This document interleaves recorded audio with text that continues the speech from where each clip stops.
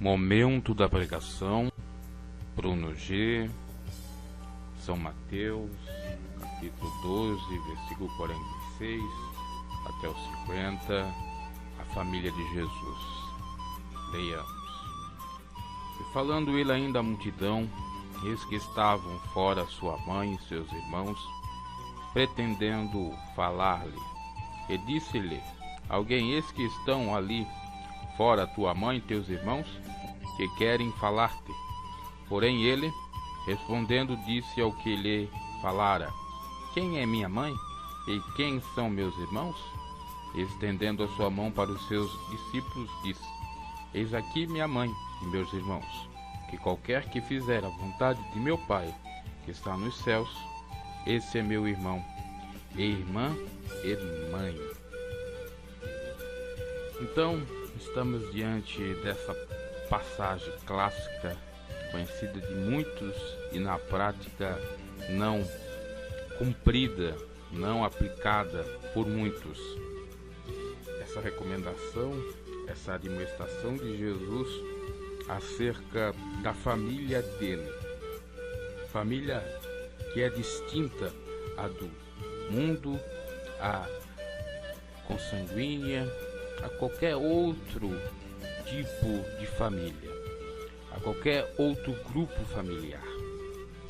Porque aqui estás falando de família espiritual, estás falando da família de Deus, da família que tem como pai Jeová, que tem como irmão Jesus Cristo, que tem como os demais irmãos aqueles que compartilham com a mesma ideia, com a mesma fé, com o mesmo afinco, com a mesma determinação, santidade. Então, meus caros, a família de Jesus não é como a família dos homens, não é como a família da religião, não é como a família de várias sociedades, da sociedade corporativa, trabalhista, da sociedade escolar, educacional, diferente da sociedade familiar, diferente da sociedade de qualquer entidade religiosa e etc.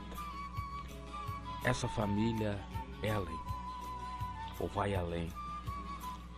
Então, para nós pertencermos a essa família, por conseguinte, temos que ser diferentes.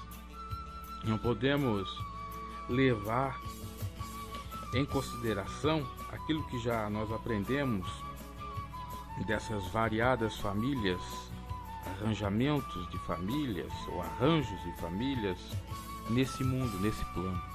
Porque tudo quanto se aprendeu ainda é nada com relação a exatamente o conceito de família de Deus. Jesus aqui define, mas eu diria que vai um pouco até além do que vem a ser a família de Cristo. Obviamente aqui é a noção geral, que aqui é uma pincelada acerca do que pelo menos deve ser cumprido para considerar a família. Jesus estava pregando o Evangelho, falando do amor de Deus, falando à multidão, mas sua família, sua mãe consanguínea, não espiritual, porque Deus não tem mãe, não de fato, né? Jesus na realidade pode ter sido um filho adotivo, porque Maria foi agraciada por Deus, ele era fruto do Espírito Santo, ele não veio da conjunção carnal, do coito comum entre homem e mulher, ele não foi gerado do coito, ele foi gerado da palavra, ele foi gerado do poder de Deus, da vontade de Deus. Então, há uma diferença. Por mais que ele tenha vindo do ventre de Maria, não quer dizer que ele tenha laços consanguíneos dela. Pode ter afetivos e também laços da sua própria família, da peculiaridade desta família. Então, ele não tinha motivo para considerar Maria como mãe, até porque Deus não tem mãe. As feministas hoje em dia dizem que Deus deve ser chamado de deusa também, que tem que ter o gênero feminino, porque se Deus é assexuado, ele não tem sexo. É justamente por isso. Se ele não tem sexo e ele se apresenta na forma masculina, na realidade a forma masculina ela também fala da feminina. Isso é uma questão de lógica e de respeito, porque quando se fala de homem na Bíblia, está falando de ser humano, está falando de homem e de mulher, de macho e de fêmea. Por que vai a palavra homem? Porque quem foi feito primeiro, o macho ou a fêmea? À luz da palavra de Deus, foi o macho. E a mulher veio da onde? Da costela de Adão. Ah, mas isso é machismo. Não tem nada de machismo. É só uma questão cronológica, histórica cronológica, para quem crê, obviamente. Para quem não crê, isso não tem valor algum. Então, não quer dizer que Deus ama mais o homem do que a mulher. Deus não faz acepção de pessoas. Deus fala desde o princípio que é para o homem amar a sua mulher e vice-versa. Tem que haver cumplicidade, reciprocidade. Não pode um querer se sobressair sobre o outro. Aliás, é para considerar um sempre maior que o outro, a mulher considerando o homem superior a ela e o homem considerando a mulher superior a ele. Porque é isso que o Evangelho propõe: igualdades, direitos e deveres para ambos. A interpretação equivocada que faz da Bíblia, principalmente na Tanar, no Velho Testamento, é problema das feministas. Porque quem está no Evangelho não compreende assim. E, infelizmente existem cristãs, pessoas ditas, mulheres ditas cristãs, que são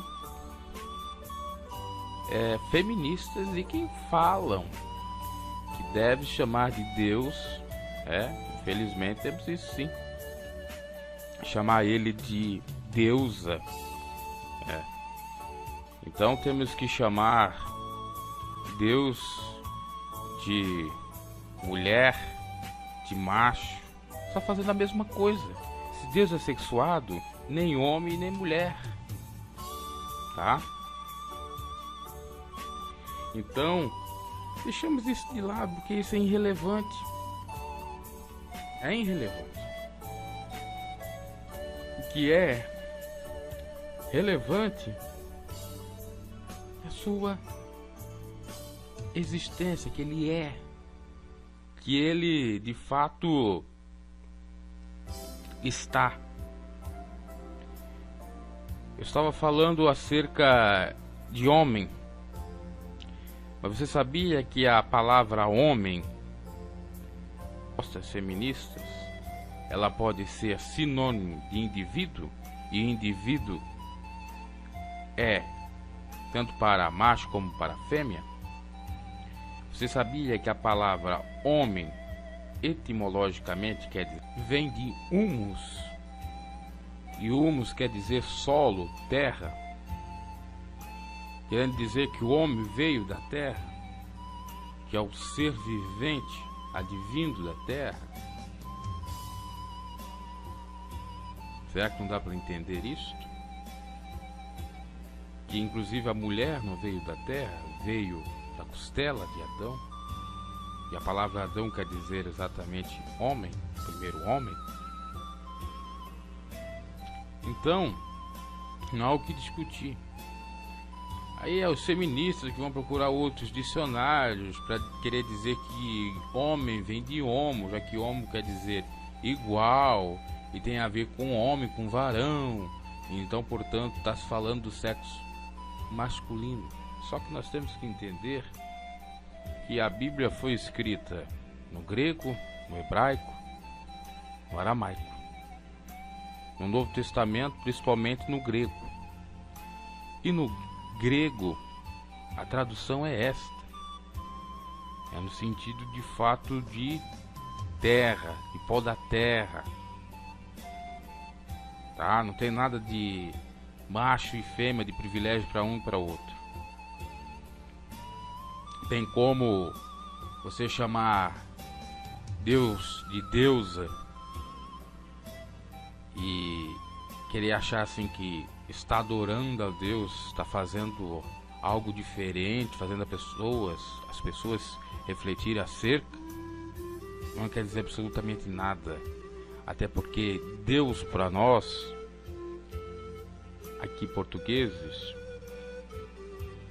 não é a mesma escrita para os hebreus, porque Deus é um tetragrama, ele não tem nem vogal, são consoantes, 4 consoantes que não significam absolutamente nada, não tem nenhum significado, é misterioso para a língua. Seriam talvez siglas, talvez. No entanto, é representado assim desde os primórdios. Muitos até interpretam com a palavra Javé, que vem também a derivar para Jeová. No entanto, é impronunciável o tetragrama. Então, deixamos isso de lado, tá? Porque se Deus não tem sexo, tanto homem como, aliás, quanto macho quanto fêmea, pouco importa. Ah, e como macho, não é assim. Então, você tem que pensar também uma outra coisa. Existem palavras que elas são de natureza masculina e outras de natureza feminina, e que serve para ambos os sexos. Por exemplo, existe a palavra parábola, é feminina e ela se refere a qualquer outra coisa. Você vai falar parábolo, não tem como. Então isso é um preconceito. Uma masculina, por exemplo, a palavra dia, o artigo que vai é o dia, não existe a dia. Até a palavra adia junto, né? A com DI da adiação, a procrastinação, o adiamento. Agora, o dia é o dia, não tem como mudar isso. Então isso é preconceito porque tá no masculino, não tá no feminino. Então nós vamos colocar para dia. Mesma forma, presidente, não, temos que colocar presidenta. Isso não está nem na língua portuguesa. Então veja o tamanho da insanidade, da estultícia, da perda de tempo desses ativistas que não querem enxergar o óbvio. Então Jesus, voltando ao texto sagrado, depois de alguma divagação, né? Sabe que os irmãos, sabe que sua mãe, sabe que sua família está procurando ele.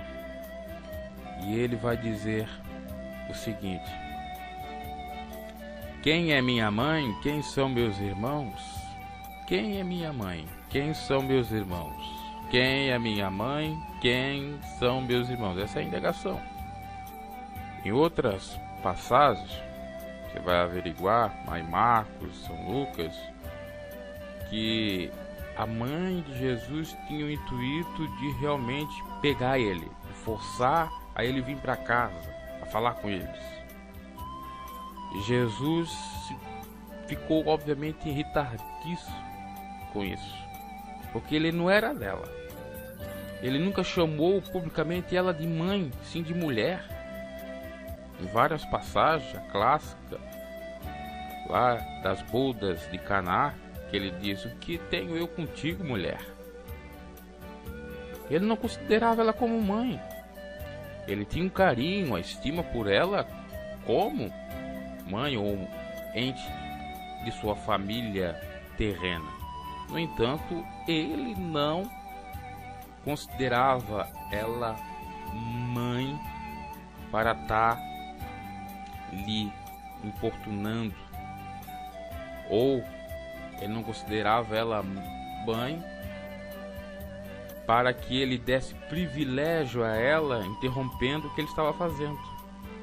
E aqui há uma reflexão muito interessante para as pessoas que são muito apegadas a pai, a mãe, e que não se desenvolvem socialmente, que não se desenvolvem culturalmente pela péssima influência da família. Porque uma mãe que é muito apegada, ela nunca teve realmente o contato com a sã doutrina de Cristo, que é desapego e equilíbrio. Jesus disse que aqueles que não deixaram seus filhos estariam no reino dos céus. É necessário desapegar-se. Uma mãe que apega muito a seu filho e vice-versa, isso não é evangelho. Isso é doutrina de homem, estutícia, patologia principalmente, doença. Até porque nesta vida tudo é passageiro. Quanto mais nós nos apegamos, mais difícil ou dificilmente nós conseguimos nos desapegar. Por isso que Jesus, sabendo de tudo, achou por melhor, obviamente, mandamento de Deus, disseminar esse evangelho, que é desapego. E quando a pessoa é desapegada, ela não sofre quando um ente querido morre, ela não sofre quando há um rompimento da relação conjugal, ela toca o barco para frente, ela visita, tem amor, tem carinho para os seus entes queridos, mas não deixa eles interferir na sua vida pessoal, interferir na sua vida profissional, social, etc. Há um equilíbrio nesse sentido. No entanto, quando há essa patologia, já que a patologia vem de patos, está ligada exatamente não só à doença, mas também ao lado emocional. Essa pessoa, ela vai ser realmente um fantoche, uma marionete na mão desse ente querido e vice-versa. Porque ela até adora mais a família do que o próprio Deus. Isso também é um mal. Devemos adorar em primeiro lugar Deus sobre todas as coisas. Abraão, nosso pai da fé, fez isso. Deixou a sua parentela para dar ouvido à vontade de Deus. E o evangelho, portanto, é isto. É desapego total, claro, com equilíbrio, como já disse. Então Jesus já é irritadíssimo com isso. Possivelmente ele pensou assim: quem essa pessoa pensa que ela é? Ela acha que me domina. Ela acha que é minha mãe para impedir de eu fazer as coisas que meu pai designou. Quem são esses meus irmãos que nem creem em mim de fato, que só servem de pedra de tropeço para mim, para querer me importunar, impedir de eu fazer aquilo que o pai designou? Assim como ele, quando tinha 12 anos, falou aos pais terrenos, dizendo: o que eu tenho com vocês? Estou fazendo aquilo que é da vontade do meu pai que está nos céus. E quem está no evangelho, quem é cristão, tem essa consciência. O filho tem a consciência que não deve se apegar ao pai e à mãe, deve ajudar assim a honrá-los. A mãe e o pai têm a consciência que não deve se apegar aos filhos, mas sim educá-los para o mundo, para a vida, e não tirar o ânimo, a paciência ou os irritar. Quem tem consciência do Evangelho sabe o quão bom e quão suave é que os irmãos vivam união. Mas o viver união não é necessariamente viver apegado 24 horas. A união está quando existe um propósito. E esse propósito pode ser cumprido de várias formas, de várias maneiras. Como é o propósito do Evangelho. Como é o propósito de Cristo, de salvação para a humanidade. Diferente do que pensamos. Então, meus caros,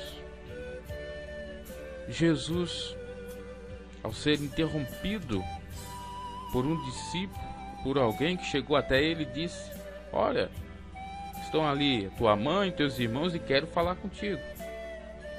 E ele, já de saco cheio, indignado, porque não deveria ser nem a primeira nem a segunda vez que ele estava ali lhe importunando, respondeu: quem é minha mãe? Quem são meus irmãos?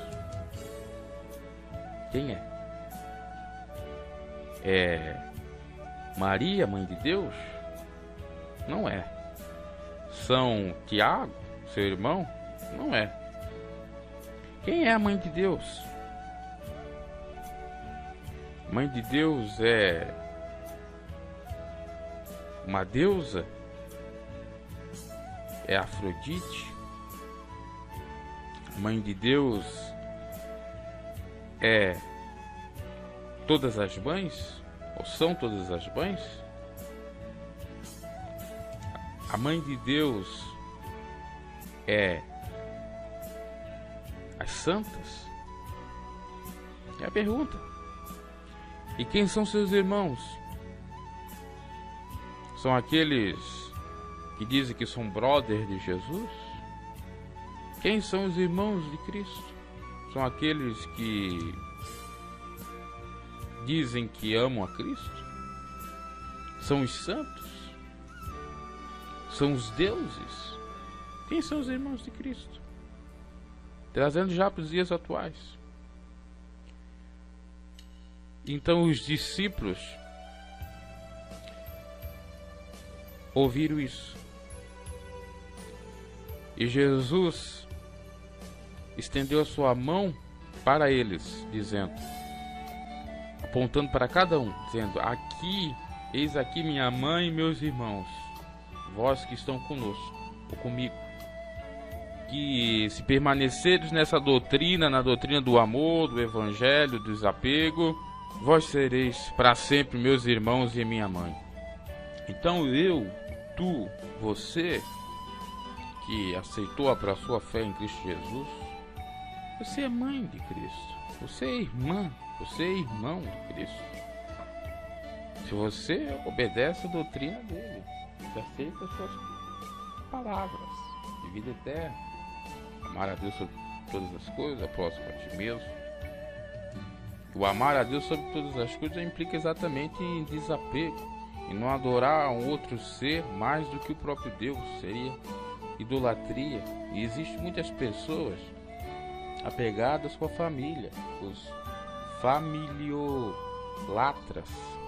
vou colocar assim esse termo aí, esse neologismo, porque a família vem em primeiro lugar.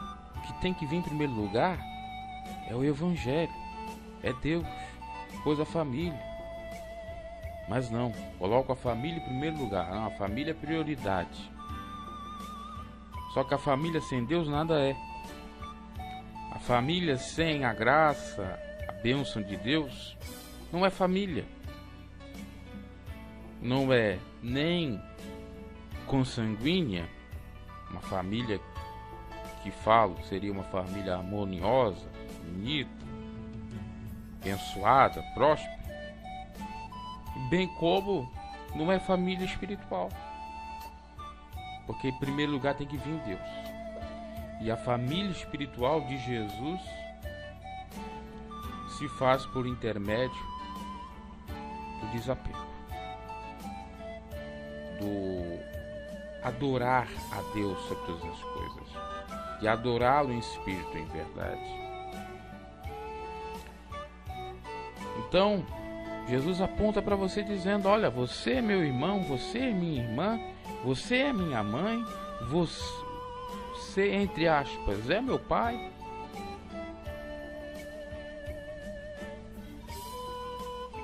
Porque faz a vontade minha. Só que existe o pai sobre os pais, todos os pais, bem como sobre todas as mães, irmãos e tal. Simbolismo, entende? Então, meus caros, nós temos que pensar nesse sentido, que em primeiro lugar é Deus, para que todas as demais coisas sejam acrescentadas em nossas vidas, as bênçãos para esse plano e também a vida eterna. Do contrário, nós não teremos. Se nós colocarmos prioridade na família, prioridade no trabalho, prioridade em qualquer ou quaisquer outras coisas, e não em Deus. Porque qualquer que fizer a vontade de meu Pai, a palavra Pai está com P maiúsculo, Pai Deus, que está nos céus, este é meu irmão, irmã e mãe. Então você quer ser irmão de Jesus, participar da natureza divina, pertencer à membresia do corpo de Cristo, ser pertencente à família de Jesus, faça a vontade de Deus. Rejeite as ofertas do mundo, do maligno, rejeite toda a psicopatia do apego e desapegue-se, liberte-se. Não deixe que a família impeça você de fazer a obra de Deus como Abraão não deixou. Não deixa qualquer outra coisa, qualquer outro segmento de família lhe impedir de fazer aquilo que é agradável a Deus e até mesmo para você no campo profissional, no campo social, etc. Porque em primeiro lugar é Deus, segundo a família. Esforço tendo bom ânimo que eu serei contigo. Primeiro faça a sua parte, depois Deus opera. E fazer a sua parte é exatamente adorar Ele em espírito e em verdade. Para que depois tudo aquilo que você quer, que você deseja, até mesmo construir uma família, se realize. Bem como você quer ter a salvação, né? Ninguém em sã consciência, né? Eu digo em sã consciência, quer o inferno, vai fazer tudo para ir para o céu e pertencer à família de Jesus, sendo unido, tendo a mesma fé, a mesma doutrina, não sendo maldicente, não sendo caluniador ou caluniadora, não fazendo mal, seguindo de fato a religião de Deus, que é amar a Ele sobre todas as coisas, ao próximo a si mesmo, se abstendo do mundo, visitando os órfãos e as viúvas e refreando a sua língua. Então essa é a família de Jesus. Família essa diferente, como já disse no início, de todas que nós possamos imaginar, em todos os arranjos familiares. Então entenda que a família de Jesus é sinônimo de desapego. Entenda que a família de Jesus tem propósito, tem compromisso com Deus. Quem pertence à família de Jesus está buscando ao Pai em primeiro lugar. Está buscando Jeová, dando prioridade a Ele, em fazer o bem para as pessoas, porque essa é a vontade dEle, em se entregar, no sentido de ser filantrópico, altruísta, para ajudar o próximo. E as bênçãos decorrentes dessa ajuda virão porque de fato você compreendeu o que é evangelho, o que é pertencer à família de Jesus, o que é ser um servo de Deus, o que é ser um irmão, uma irmã, uma mãe de Jesus. Jesus tinha 4 irmãos, possivelmente, e 2 irmãs terrenas, e mais essa mãe. Então a sua família era numerosa. Se for contar com José, seriam aí pelo menos 9 pessoas, contando com Jesus. Então, pense nesse sentido, que mesmo sendo numerosa a família de Jesus e até carente, Jesus não deu prioridade para eles, deu prioridade para o Pai. Se eles quisessem algo a mais, que fizesse a mesma coisa que ele. Do mesmo modo a sua família. Se eles querem ser abençoados, se eles querem ter bênçãos, se eles querem avançar, então que eles sigam seus passos, que você sirva de exemplo. Do contrário, realmente o desdém, o desprezo se faz necessário para que eles repensem seus posicionamentos, para que eles não sejam bobos, apegados por demais, num amor que não é genuíno, mas sim patológico, ciumento, egocêntrico. Pensamos nesse sentido, porque muitas coisas que a gente está vendo por aí não representa em nada a família de Jesus. Pastores, membros preocupados com as coisas dessa vida, pessoas ditas cristãs dando mais valor aos seus familiares, aos bens materiais, pessoas deixando de fazer a vontade de Deus para fazer a vontade dos homens, pessoas apoiando o erro e não apoiando a verdade, pessoas passando a mão na cabeça dos seus familiares, porque são familiares mesmo estando errados. Isso não é a essência do Evangelho. A palavra de Deus nos chega a dizer que nós devemos dar em dado momento, prioridade à família, porque se nós não cuidamos dos nossos, somos pior que o infiel, ou fazemos pior do que o infiel, ou os infiéis. No entanto, em primeiro lugar, é Deus, depois a família. A família merece, sim, um olhar atento. Quando falo de desprezo, não é o desprezo extremista, extremo, da pessoa nunca mais falar com seu familiar, seu ente querido, não ajudar ele passando alguma privação, necessitando. O que estou falando? Um apego demais. Então veja, o desprezo demais é um problema, bem como o apego demais é um problema. O excesso é veneno. Deus nos chamou para a temperança, para o equilíbrio. Isso é um fruto do Espírito, que entendemos dessa forma. E há várias situações que você for parar para meditar. Eu não vou ficar aqui apontando, dizendo alguns exemplos. Você sabe. Ensina com você mesmo. Peça a Deus a instrução, a sabedoria. Faça a autorreflexão. Para você então ter a prosperidade em todo sentido de Deus. Às vezes você tem pena, cosmeração exacerbada das pessoas, e por conta disso atrapalha o seu avanço. Isso não pode se ter.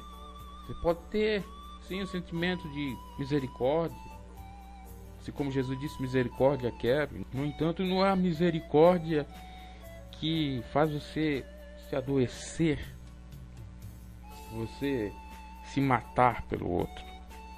Ah, mas Jesus deu a vida pelo próximo para salvar. Sim, mas ele era o próprio Filho de Deus. Nós devemos fazer aquilo que está no nosso alcance. E se não fizermos, estamos pecando. Agora, existem coisas que não estão na nossa alçada. Nós não podemos fazer. Até queremos, mas não podemos. Deus sabe, Deus compreende. Então não vamos, por conta disso, nos desesperar e não continuar na batalha. Tá? Por exemplo, pessoa que está se definhando no mundo das drogas, que está no mundo da mendicância. E aí, como é que fica? Você quer ajudar, mas não tem como ajudar. E Deus sabe seu coração. Então você vai se destruir? Não. Até porque você é o Espírito. Aliás, perdão, você é o templo do Espírito Santo. Você tem que cuidar do seu templo. Também do outro. Agora, você pode falar uma palavra amiga? Não pode. Todo mundo pode. E às vezes você não fala. Então, é nesse aspecto. Enfim, meus caros, examinai consigo mesmo se você é de fato família, se você está mais apegado às coisas dessa vida, aos familiares, ou está realmente cumprindo o mandamento do Senhor. Que Deus os abençoe. Sejamos família de Jesus, não família de uma sociedade qualquer religiosa, e não família dos homens, e não família consanguínea, porque em primeiro lugar vem Deus e sua família. Que Deus os abençoe.